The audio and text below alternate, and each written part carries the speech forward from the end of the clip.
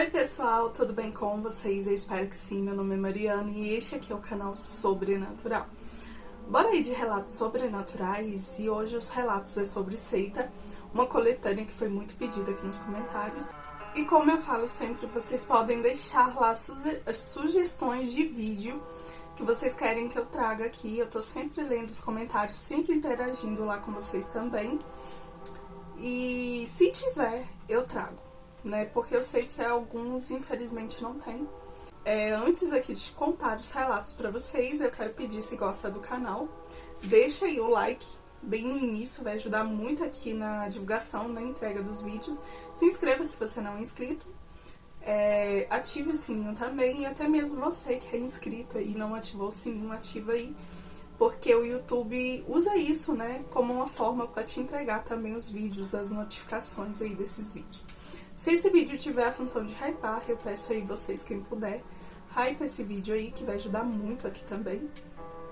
E se tiver algum relato, quiser me enviar, o e-mail tá aqui na descrição do vídeo. Quero também agradecer a todos vocês inscritos que estão sempre comentando aí, que estão sempre curtindo, hypando. Muito obrigada mesmo. Tá? E por causa de vocês, graças a Deus, o canal tá crescendo, né? E isso tá me deixando, assim, bem contente, bem feliz aqui. Muito obrigada, né? Sou muito grata a todos vocês. Mas agora chega de papo, chega de enrolação e bora pra esses relatos sobre seitas.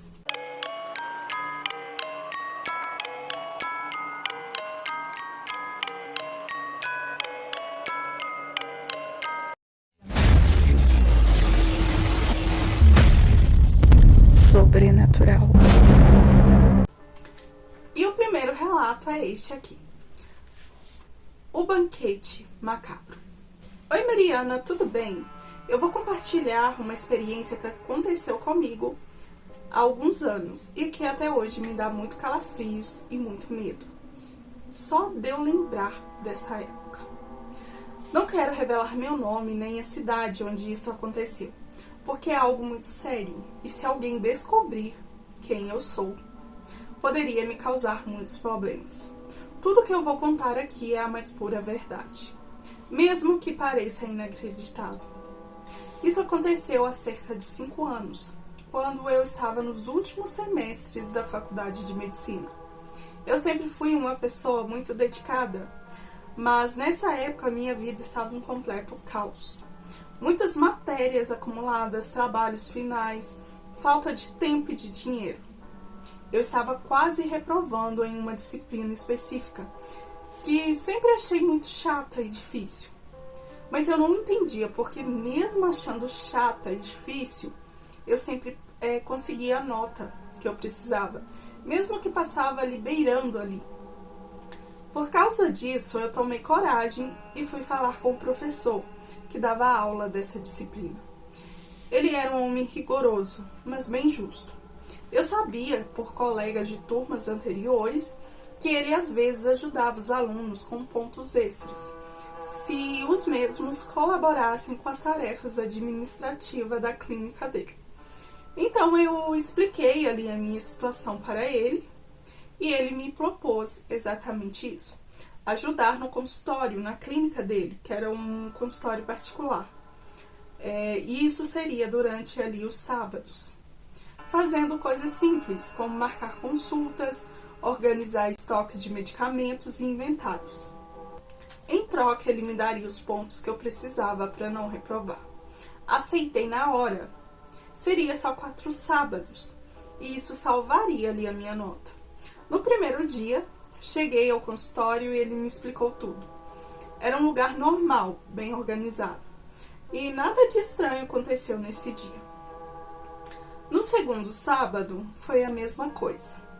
Porém, até que perto ali do fim do turno, ele perguntou se eu poderia acompanhá-lo para fazer uma contagem e reabastecer um depósito que ele tinha.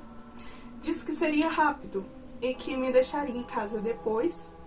E eu não vi problema nenhum e fui. No caminho, ele começou a conversar sobre um novo programa em medicina, totalmente ali fora da faculdade, envolvendo empresários, e disse que pagava muito bem. Comentou que precisava de alguém de confiança. Falou também que era algo extremamente sigiloso, que ninguém da universidade podia saber.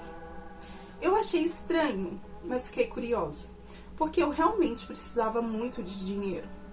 Naquele dia, nada mais aconteceu além disso, dessa conversa, mas ele prometeu me explicar melhor no último sábado. Quando chegou o dia, depois que terminei todo o trabalho, ele me chamou para conversar. Sentamos e ele colocou um envelope na minha frente. Quando eu abri, eu fiquei chocada. Era muito dinheiro. E ele disse: isso é pelo que você fez até agora. Mas se decidir continuar, vai ganhar muito mais. Só quero que tenha certeza que depois não tem volta. Eu perguntei sobre o que ele estava falando, o que se tratava. E ele respondeu: é um trabalho sério, com gente importante, mas tem que manter segredo.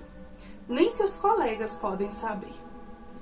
Eu hesitei, mas acabei dizendo que sim, que estava disposta a ouvir. Ele então me disse que no próximo sábado me mostraria tudo. Quando chegou o dia ali, o sábado, eu fui ao consultório dele mais uma vez. Em vez de conversar lá, ele disse que sairíamos e conversaríamos no caminho. Perguntou mais uma vez se eu tinha certeza. Eu disse que sim, embora por dentro já estivesse arrependida e com um pouco de medo. Entramos no carro dele e ele dirigiu por cerca de uns 40 minutos para fora da cidade.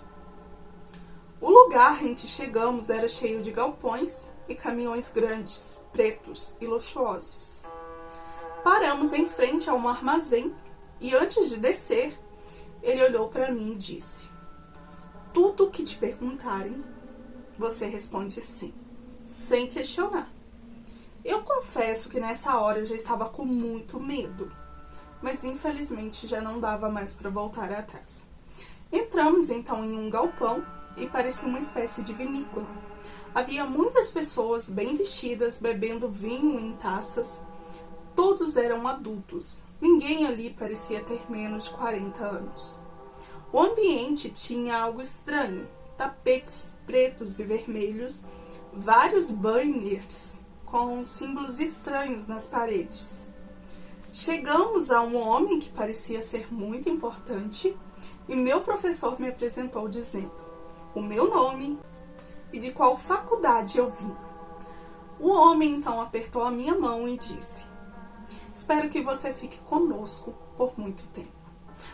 Aqui você sempre encontrará o melhor. Eu sorri, meio sem graça e sem entender.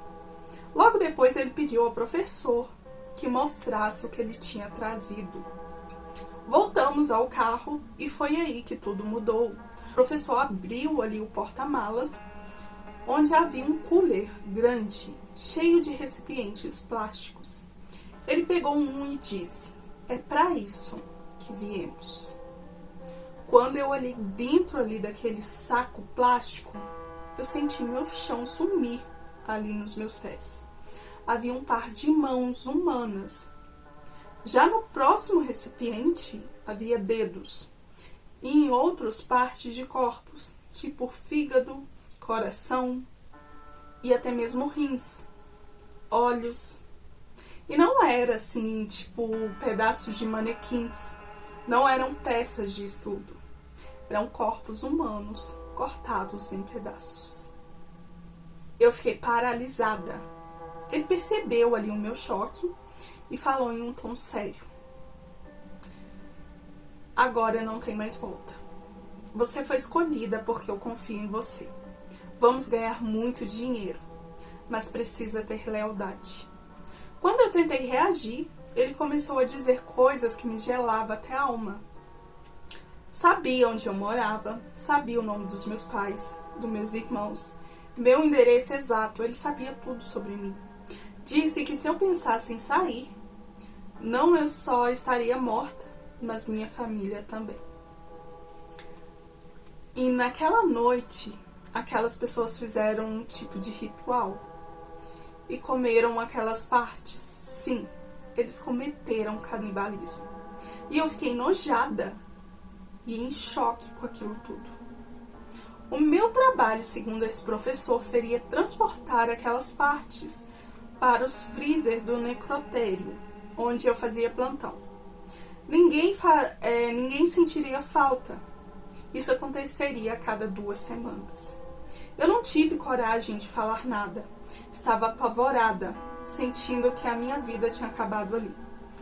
Ele me entregou outro envelope com dinheiro e me deixou em casa. Eu passei dias sem dormir, pensando no que fazer. Então um amigo me ligou e disse que esse professor havia sido preso. Não saiu nada assim na mídia, só comentários nos grupos da faculdade. Acho que aquelas pessoas que estavam lá eram bem influentes e podem ter abafado o caso.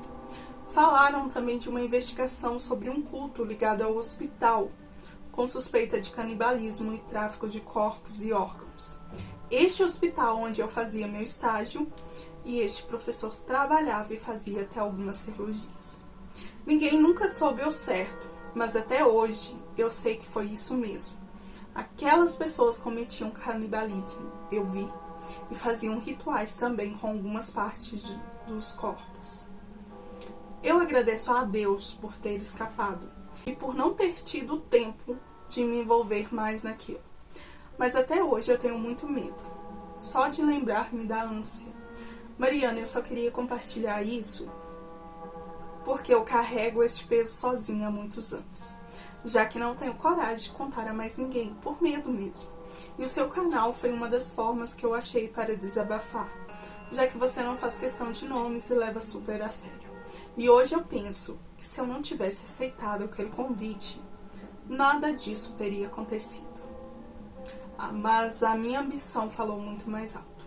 Outra coisa também que não sai da minha cabeça, como disse, eu sempre passava raspando em todas as matérias, mesmo achando aquela matéria difícil. Eu acho que aquele professor armou para mim, para que de uma certa forma eu me envolvesse nisso também. Mariana, muito obrigada. Termina aqui o relato. Muito obrigada, um beijo aí pra você. E faz sentido isso que você falou dele talvez ter armado ali pra você. Mesmo que você, tipo assim, tirasse as notas suficientes para passarem ali, né? Então, assim, faz sentido. E aí, outra pergunta que surgiu aqui, pergunta minha, né? Quantos outros alunos ele talvez não levou lá? Não envolveu eles nessas coisas? E quantos, né, tipo assim, disseram que não, ou realmente aceitaram? Porque aí ele já ameaçava, né, ameaçava você, né, de morte, e a sua família também. Gente, que loucura, onde que o ser humano chega a ponto de cometer ali canibalismo, comer cadáver, né, e fazer rituais a gente já tá mais acostumado. Mas quando a gente fala de comer cadáver, aí já é complicado. Isso me faz lembrar do Mercadorias do Hospital. Se eu lembrar, eu deixo o card aqui pra vocês, aí depois vocês vão lá ver. Onde o moço, ele conta que lá nesse hospital era a época da pandemia e eles aproveitavam assim mais para poder fazer a venda ali, o tráfico de corpos e órgãos, né? Então, assim, gente, isso é mais comum do que a gente pensa. Porém, que nem ela falou, o caso dele não foi pra mídia. Eles ficaram sabendo ali por causa do grupo da faculdade. Ou seja, tem várias pessoas poderosas por trás também que abafa ali todos os rumores que pode sair ali. Mas bem interessante, um beijo pra você, muito obrigada. E, gente, o primeiro relato já começa assim, né? E o segundo relato agora também tem uma pegada assim um pouco macabra. E vamos aqui então pro segundo relato, que é este aqui. Minha bisavó conheceu uma seita. Oi, Mariana, meu nome é Clara e eu quero te contar algo que aconteceu com a minha bisavó. Ela sempre repetia essa história para a minha família, mas ninguém nunca acreditou. Diziam que era invenção ali da cabeça dela, coisa da idade ou algum problema mental. Eu cresci ouvindo isso dela, com vários detalhes. E não consigo imaginar que tudo aquilo fosse mentira ou invenção dela. Até hoje ninguém conseguiu provar o contrário. Tudo aconteceu em 1927 e 1931. Naquela época, o bairro onde ela morava estava cheio de armazéns abandonados. Tinha algumas ruas estreitas e muito pouco movimento à noite. Havia também lugares secretos onde pessoas podiam beber, dançar e se divertir longe ali dos olhos da sociedade, do julgamento da mesma. Mas o que a minha bisavó encontrou ali ia muito além de festas e bebidas. Era um lugar ligado a algo muito sombrio, quase impossível de compreender. Minha bisavó morava perto de um porto e vivia com uma amiga chamada Helena, para cima e para baixo. As duas adoravam sair à noite. Minha bisavó estava ali no auge da sua juventude, com apenas 19 anos. E elas gostavam muito de ir, principalmente em bares, frequentados ali por estrangeiros. Um dia conheceram um homem chamado João. Ele era elegante e cheio de contatos. Dizia conhecer todos os segredos ali da cidade. Ele falou sobre um lugar onde a bebida era liberada e as festas duravam a noite inteira. Mas não era um bar comum, era um lugar especial, segundo ele, com um sorriso ali meio maléfico, sombrio. Curiosas, elas aceitaram o convite ali desse João. Chegaram a uma rua estreita e escura, perto de armazéns abandonados. João as levou a um restaurante chinês, quase vazio. Os clientes que estavam lá eram todos orientais. Os olhares para elas foram de forma estranha, como se não pertencessem àquele mundo. Elas não pertencessem àquele mundo. João falou algo com uma língua estranha que a minha avó não entendeu. E o dono ali do local fez um sinal para que o seguisse. E uma porta atrás do balcão se abriu, revelando uma escada estreita que descia ao subsolo. Quando desceram, as duas ficaram sem fôlego.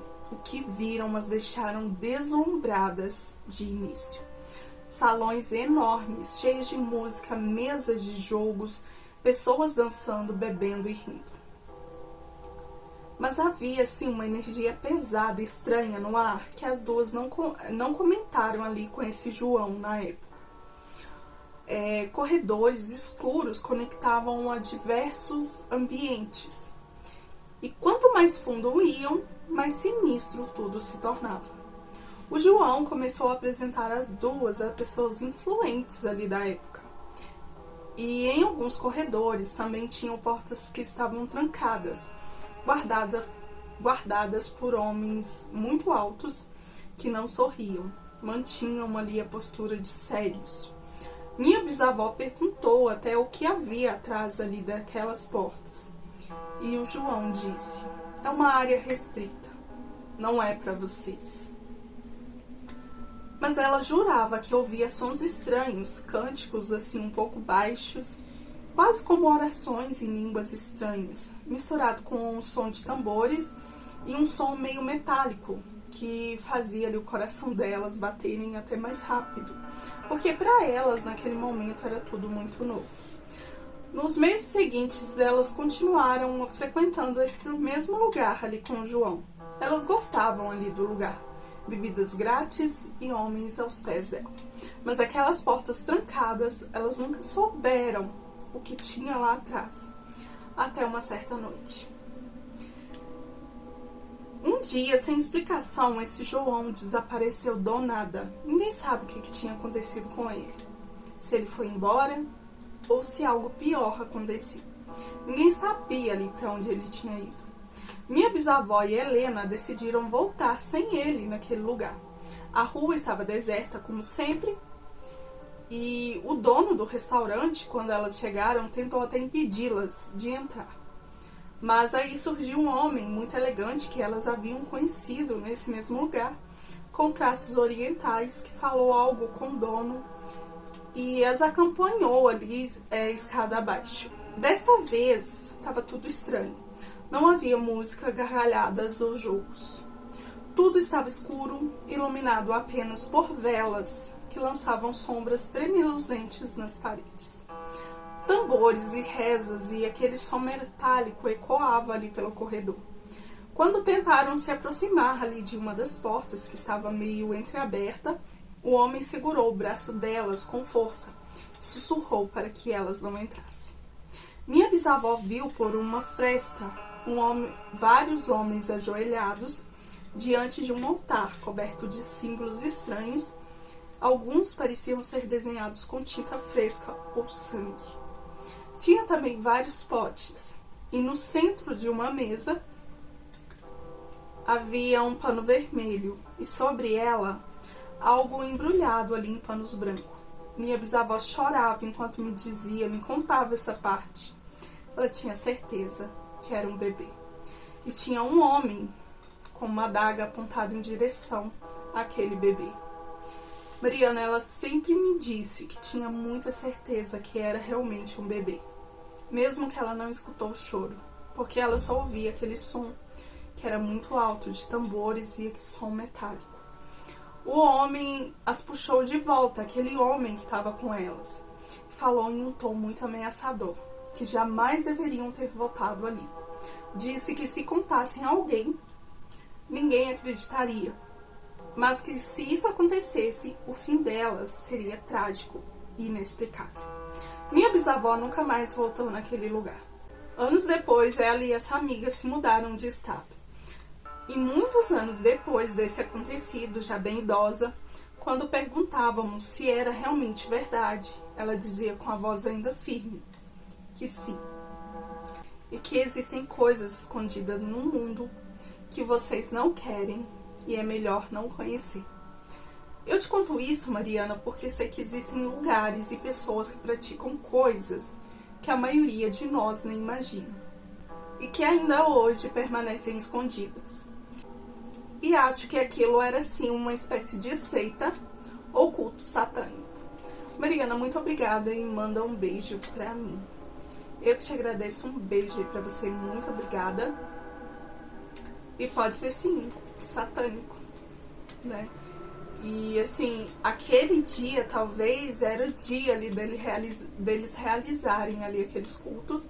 Por isso que talvez as pessoas que frequentavam ali aquele local estavam todas, né, naquelas salas onde ficava ali as portas trancadas, onde deve que acontecia essa espécie de culto, né, de reunião. E algo que deu pra perceber aqui também, que eu acho que talvez incomodou muito a sua avó, foi essa certeza que ela tinha que realmente era um bebê que tava lá. E ela, tipo, não pôde fazer nada. Eu acho que por isso que ela chorava muito quando te contava essa parte e tinha certeza que era um bebê. Né? E isso, gente, é mais comum do que a gente imagina.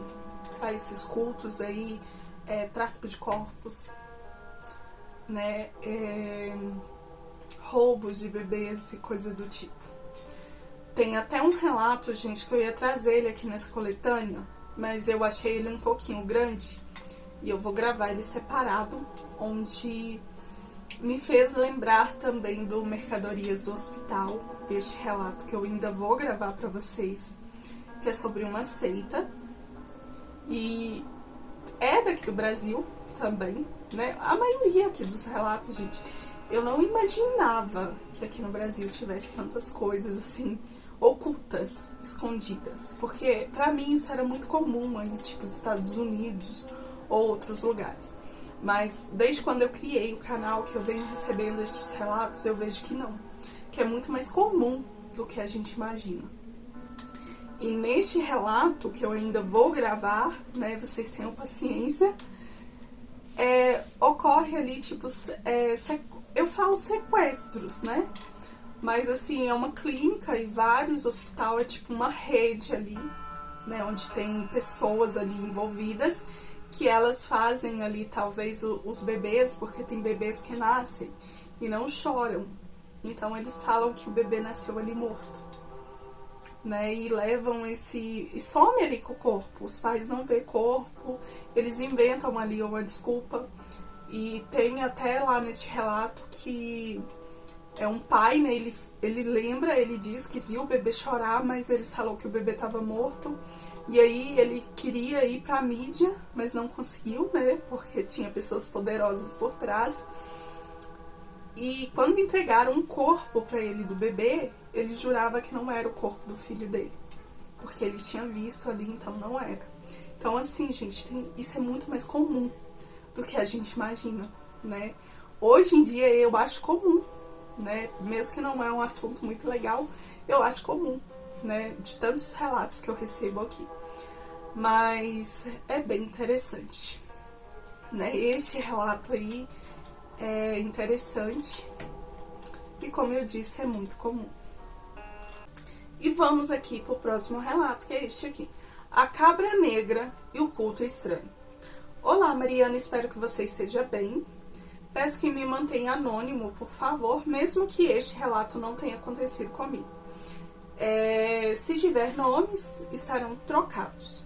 O que eu vou contar é uma história sobre um culto estranho que um ex-segurança particular me relatou em 2015. Eu tinha uns 18 anos na época, quando deixei minha cidade em Minas Gerais para trabalhar em Minas mesmo, mas em uma região diferente, perto da capital. Eu morei em Contagem, região metropolitana, e trabalhei na construção civil por algum tempo. Fiz amizade com um vigia noturno que estava alocado e foi transferido para vários canteiros de obras que a construtora tinha ali em andamentos. Então ele ficava em vários canteiros, não só num. Mas quando estava no meu, a gente sempre conversava muito. Ele já era um homem idoso, ali com seus 55 anos por aí, mas com um bom físico, apesar da idade. Já que no emprego anterior, isso era um requisito essencial, ter ali um bom físico. Ele era um homem muito direito e não perdia tempo. Um dia eu estava no canteiro de obras que ele estava realizando ali algumas atividades e ele, como de costume, se aproximou ali de mim. Eu estava bebendo um refrigerante e comecei a conversar com ele. E ele também sentou ali e começou a beber o refrigerante. E a conversa foi ali tomando conta.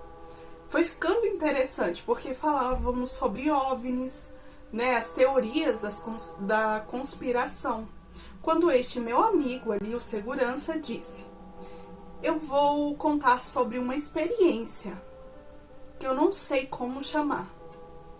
Ou que tipo de ritual foi aquilo? A partir daqui, Mariana, eu vou escrever como se ele realmente te contasse. Ok, então, gente, a partir daqui é como se o segurança contasse. Tudo aconteceu quando eu morava na capital mineira. Naquela época, eu cobria eventos privados, reuniões de políticos e celebridades. O trabalho pagava muito bem.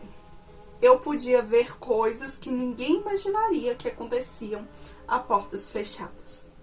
Uma das coisas mais bizarras que eu já presenciei foi quando eu decidi tirar férias para poder descansar. Em uma noite, um amigo envolvido ali na política me ligou, me convidando para uma festa. Eu recusei a princípio, dizendo que precisava recuperar ali do trabalho exaustivo, mas ele insistiu, garantindo que seria apenas uma noite, apenas por um tempo ali naquela noite, e que voltaríamos cedo.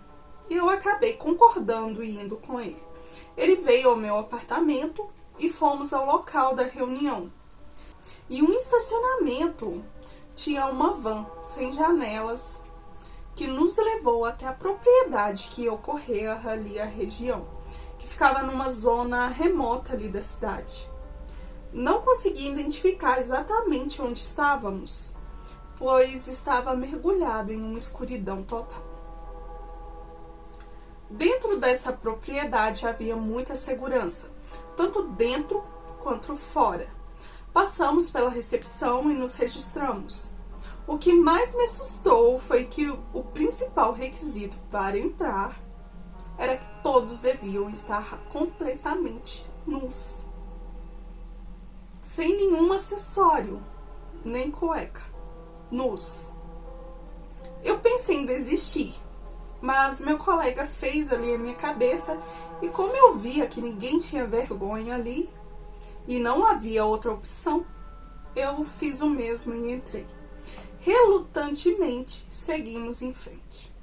Entramos na festa e a minha surpresa foi enorme. Havia jovens, adultos, idosos, políticos influentes, médicos, artistas e até mesmo uma apresentadora de televisão que eu conhecia pessoalmente. E ela também estava lá. Ela, quando me viu, ficou até um pouco sem graça. Havia mesas cheias de comida. Frutas, carne vermelha, carne cozida, carne crua, substâncias desconhecidas e muito álcool. Tudo parecia normal até um certo ponto. Mas quando um relógio que ficava pendurado na parede bateu ali o badalar dele, algo mudou ali. Eu não me lembro agora exatamente da hora, porque eu não olhei, mas era entre 11 e meia-noite. O ambiente ali se transformou em uma cena de morbidez e perversão. Muito sexo, drogas e bebidas estranhas. Eu lembro que eu tomei uma bebida que cheirava a sangue e álcool ao mesmo tempo. Eu quase vomitei. Meu colega se envolveu no meio daquelas pessoas. Eram homens com homens, mulheres com mulheres, mulheres com 3, 4 homens de uma vez. Nossa! E eu fiquei num canto, só olhando tudo aquilo. O incrível foi que ninguém assim se incomodou comigo ali. Eu fiquei só observando. Os mais poderosos se apoderavam das mulheres mais bonitas, naquele lugar ali, naquele salão vermelho. Depois de algum tempo, os garçons começaram a abrir caminho por entre aquelas pessoas, trazendo algo que me deixou um pouco mais horrorizado. Um grupo de 6 gansos. Eles conduziram para a frente e quando terminaram, os pescoços dos animais foram cortados. Eles recolheram um pouco do sangue em recipientes e começou a jogar naquelas pessoas também. Em seguida, um outro garçom entrou carregando uma cabra preta, decorada com uma coroa de flores. Eram flores brancas. E banharam esta cabra também com um pouco de sangue daqueles gansos. E todos começaram a reverenciar aquela cabra, que parecia entender o que acontecia. Foi muito bizarro, foi muito estranho. Eu não vi a hora de eu sair de lá. Após essa espécie de ritual aí que eu não entendi, eles retiraram a cabra e todos se vestiram. Aos poucos as pessoas foram embora e nós seguimos o mesmo caminho. Fomos deixados no mesmo ponto de encontro naquele estacionamento, pelaquela mesma van. Depois daquele dia eu não quis mais ter proximidade com este amigo político. A única coisa que eu sabia sobre ele é que ele havia alcançado ali a mais alta esfera da política brasileira, de um dia para o outro. E eu acho que tem a ver com essas espécies de ritual, que eu acredito que seja ali uma seita. Mariana, este foi o relato e eu confesso que eu achei muito bizarro. Mas eu não duvido de nada do que ele contou. Neste mundo tem tanta coisa estranha, bizarras, escondidas atrás de pessoas poderosas demais. Mariana, obrigada e fique à vontade para contar no canal. Tem a minha permissão e a deste amigo. Termina aqui o relato. Muito obrigada, um beijo aí pra você. Gente, que loucura, tipo, jovens, né, idosos, políticos, né, artistas, né, e uma apresentadora famosa, né. Gente do céu, cada coisa que a gente vê. E pode ser sim essa coisa aí desse político, né, se ele ficou assim, como é que ele fala aqui, ó. A única coisa que sabia sobre ele é que ele havia alcançado as mais altas esferas da política brasileira, de um dia para o outro. Então pode ter a ver com isso. Eu acho, gente, que as seitas, na realidade, muitas das vezes, não é assim os rituais, os trabalhos que fazem você alcançar ali o sucesso. Eu acho que isso também tem alguma coisa a ver Não, acho que compactos não, mas seita sim. Tipo, tem um grupo de pessoas que já são ali da alta sociedade. Aí você chega lá, tipo, alguém vai virar seu padrinho. E com isso você vai conseguir crescer ali no meio deles. Então pode ser que esse homem, talvez não seja ali por causa de rituais, mas por causa disso, né? Ele né, lá como tinha políticos, influentes, artistas, essas coisas, ele conseguiu chegar, alcançar esse patamar aí de política, né? E, gente, que loucura! E com que intuito será que ele levou ele lá? O intuito será dele começar a frequentar, né? Porque ele não dá muito detalhes aqui, ele só fala que cortou a proximidade ali com este amigo. Mas que loucura! Isso me lembra também que nem pactos, né? Quando as pessoas participam de alguns certos pactos, onde tem tipo, uma entrega ali da carne, né? As pessoas se envolvendo ali com homens, mulheres, tal, que nem ele disse aqui. Isso me lembrou um pouco também. Mas vamos aqui pro próximo e pro último relato, que é este aqui. O dia em que encontramos uma seita. Oi, Mariana, tudo bem? Tá, meu nome é Henrico, um nome fictício. Se houver outros, estarão trocados. Este relato é 100% real e eu posso te garantir isso. Mas eu sei que muitos podem achar loucura, porque até eu, se estivesse de fora, acharia. Mas só quem já viveu algo parecido do que eu estou falando vai realmente acreditar. Tudo começou em abril de 2020. Eu aproveitei meu tempo livre para sair com amigos e espairecer um pouco. Os dias estavam normais, porém sem escola, já que eu havia me formado no ano anterior. E a vida, assim, passava de forma normal, mas com a mudança, assim, de horário. Eu estava chegando em casa mais tarde do que o costume. Meus pais não sabiam e, na verdade, nem se importavam muito, pois para eles eu sempre estava treinando no campo da cidade vizinha, que ficava assim pertinho mesmo. Meus amigos e eu tínhamos um pequeno time de futebol. Naquele dia ficamos conversando e acabamos nos distraindo como sempre. Compramos lanches nas barracas dos campos e rindo das bobagens da adolescência. Nada fora do comum, apesar de alguns amigos fumarem. Eu não ligava muito para essas coisas. Depois de um treino bem puxado, saímos para um passeio de bicicleta na volta, como de costume também, para relaxar e esquecer o estresse ali das partidas de futebol. Seguimos por uma pequena cidade que ficava também próximo ali à nossa, e para economizar tempo, pegamos um caminho pelo interior. E neste caminho acabamos passando por uma fazenda que os moradores chamavam de o Hospital Velho. Diziam que lá foi um desses hospitais onde as pessoas iam para repousar e fazer alguns certos tratamentos. Muitos apelidavam também de Hospital de Loucos. Fomos lá por curiosidade mesmo. E quando estávamos retornando, voltando já estava escurecendo e aconteceu algo que jamais esperaríamos. Um dos pneus da minha bicicleta furou. Tivemos que parar no meio do caminho, a uns poucos metros da entrada principal ali que dava para nossa cidade já. Por sorte, a chuva que tinha caído pela manhã não havia danificado muito o caminho, então estava super tranquilo.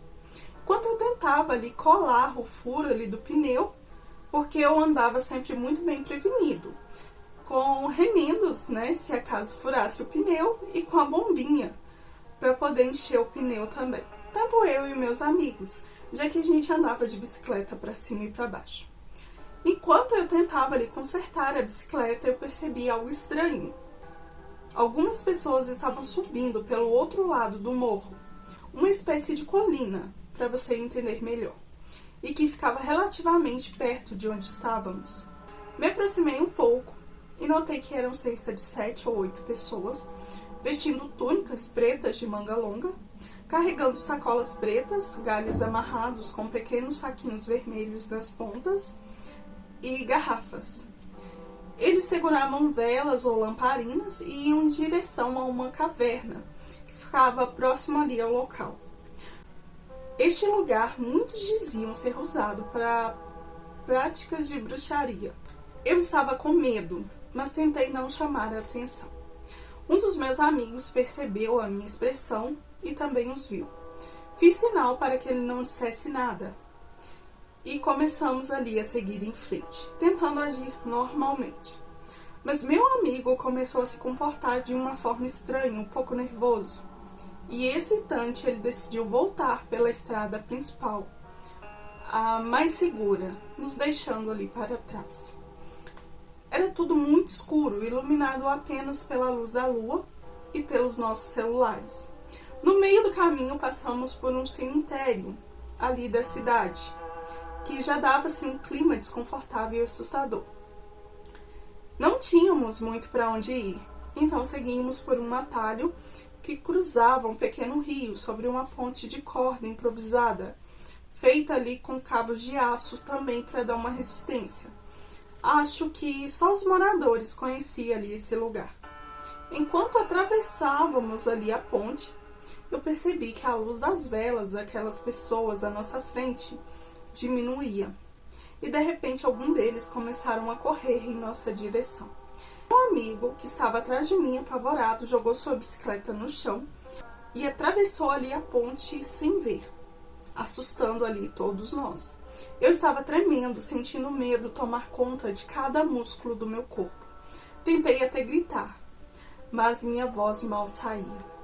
Corremos o mais rápido possível, atravessando a ponte e chegando à entrada da vila ao campo, onde existe uma cruz azul com cerca de 2 metros.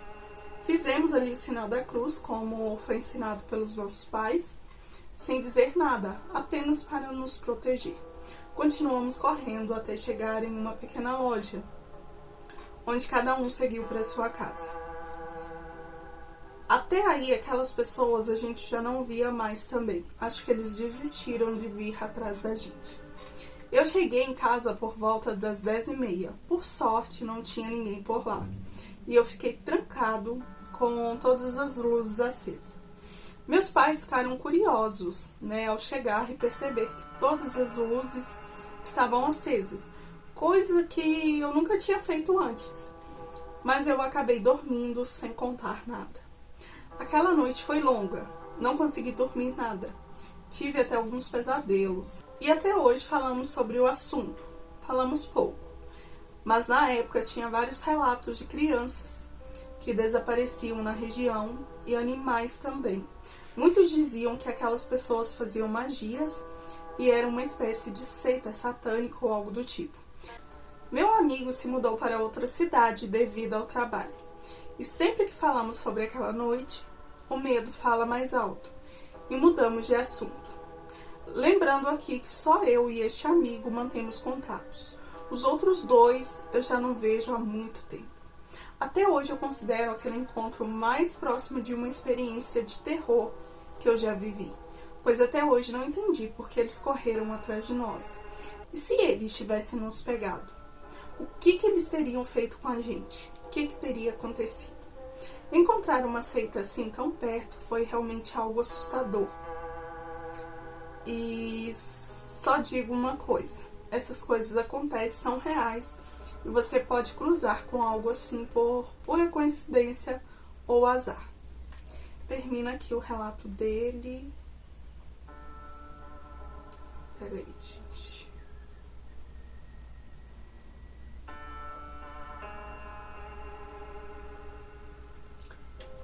Muito obrigada, um beijo aí pra você.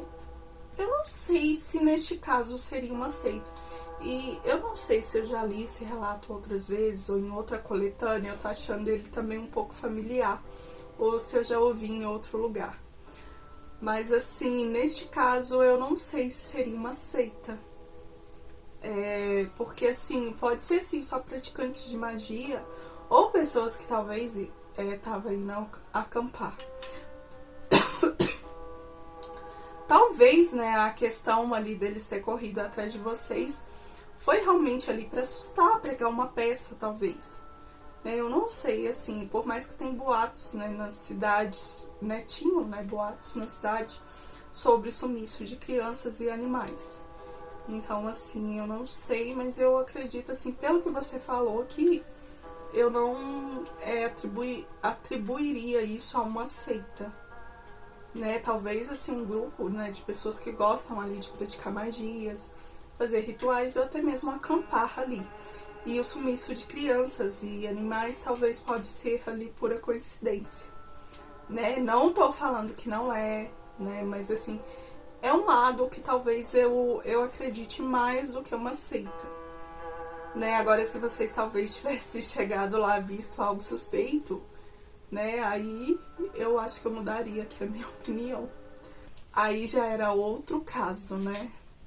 Mas, assim, se a gente for só analisar aqui este relato, eu não sei se eu atribuiria mesmo a uma seita.